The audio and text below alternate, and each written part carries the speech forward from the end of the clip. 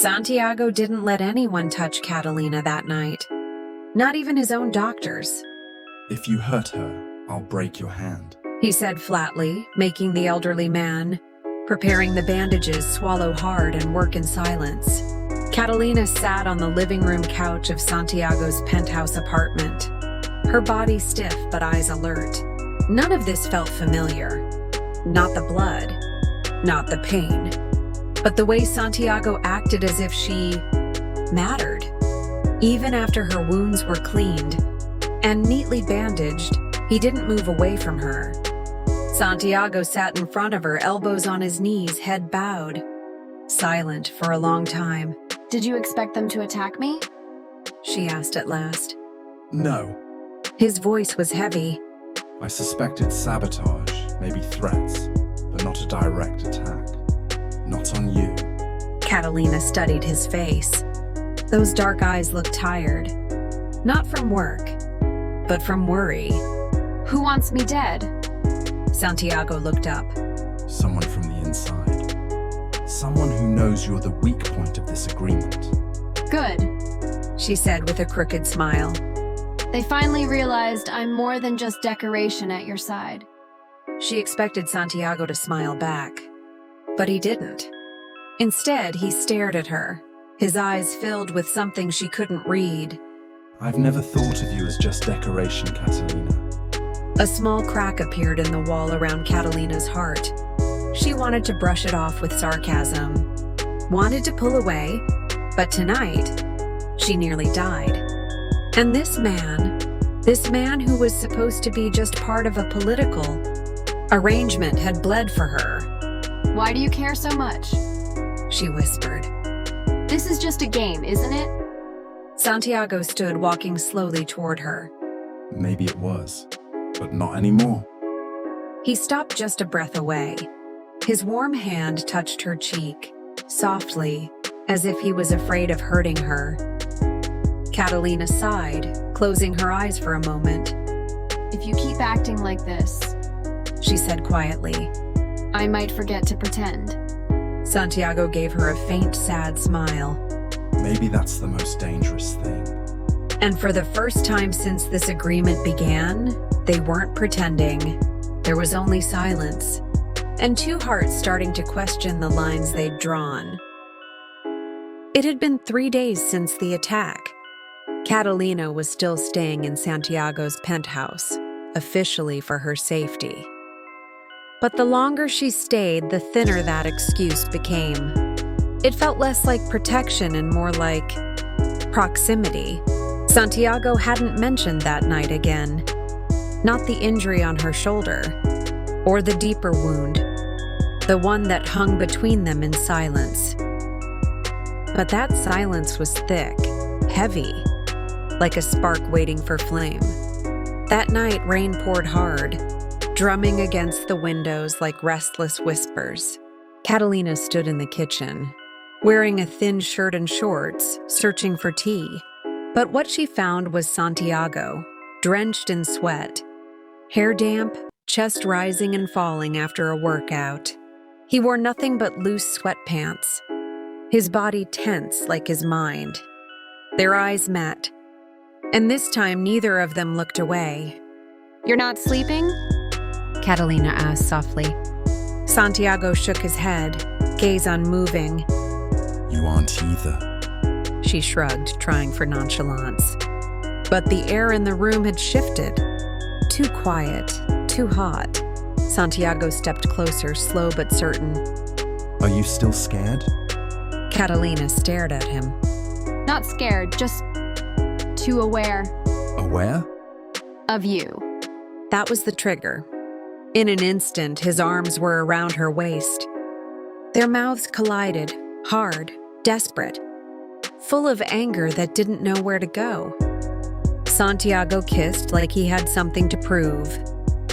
That he wasn't a pawn, not just a protector. Catalina kissed back like she was erasing all the wounds they never spoke of. The lies, the roles, the walls they kept building and were now burning down. They tumbled onto the sofa, breaths ragged, Hands greedy, searching, needing to memorize. Skin that had been too close yet never claimed. It wasn't just lust. It was fury, longing, and something deeper, something neither dared to name. Later, Catalina lay on her side, back-facing Santiago. Her breathing hadn't settled yet. He simply stared at the ceiling, silent. The quiet returned. But this time it wasn't empty. Not cold. Just dangerous. Because they both knew there was no turning back now. Catalina woke up the next morning with sore limbs and a heavy head. Not from regret, but from the reality waiting outside the blanket. A blanket that still held traces of Santiago's warmth. But the room was already empty.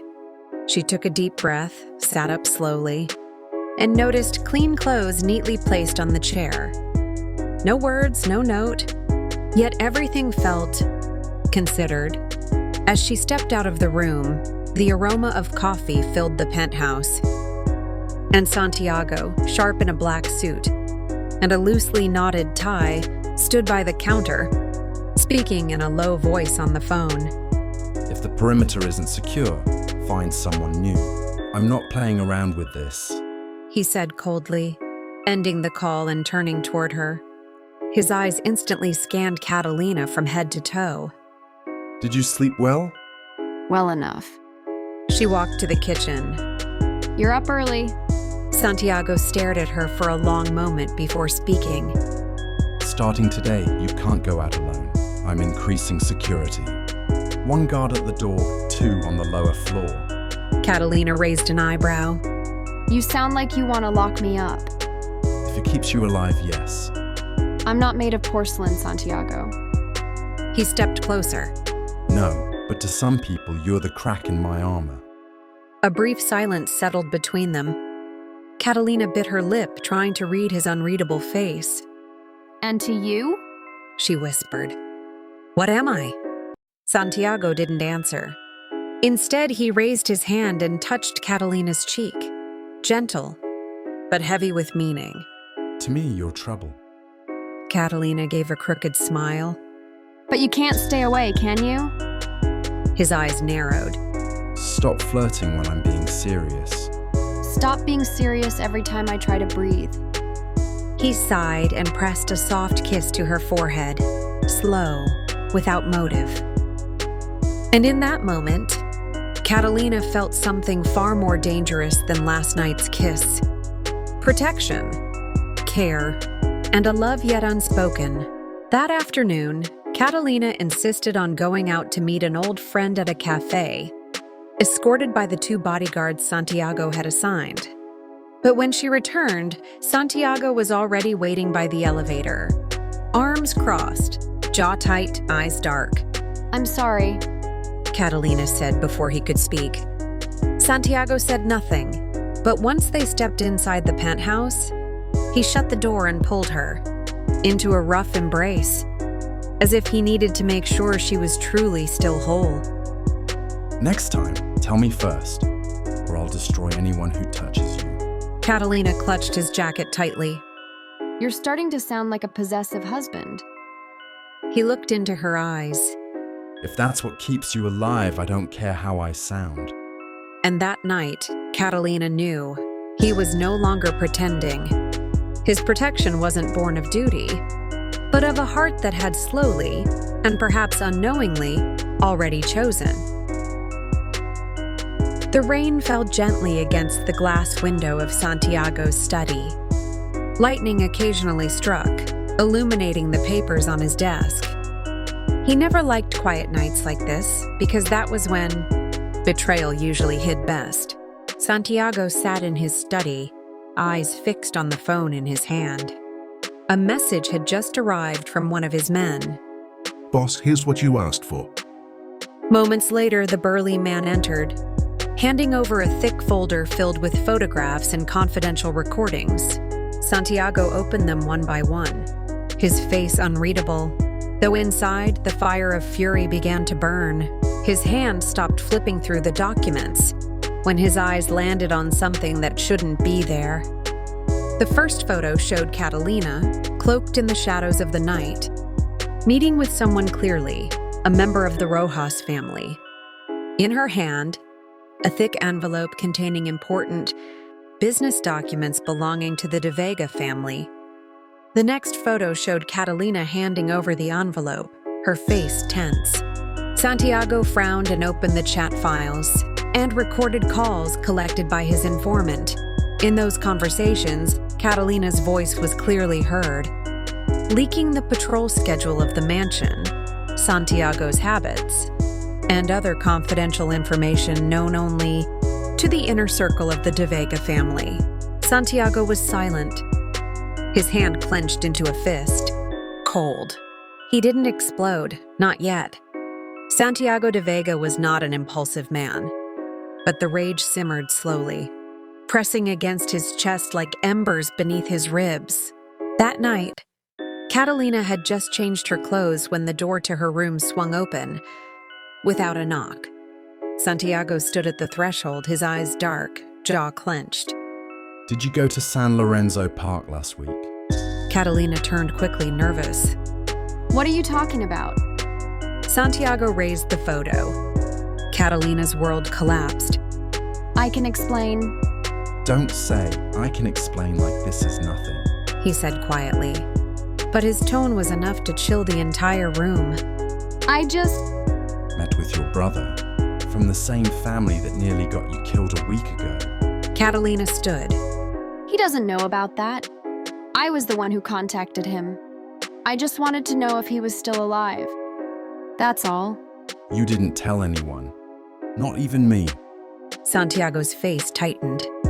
You went out alone, without security, to meet someone from the enemy family in secret. Because if I asked for your permission, you'd forbid me. Her voice rose. You'd see it as a threat. When he's just a boy who used to sleep on my bedroom floor during thunderstorms. Santiago closed his eyes, jaw tensing harder. And now he sleeps on the other side of this wall. Catalina was speechless. Did you tell him anything? Santiago asked sharply. About me? About our agreement? Her eyes pleaded.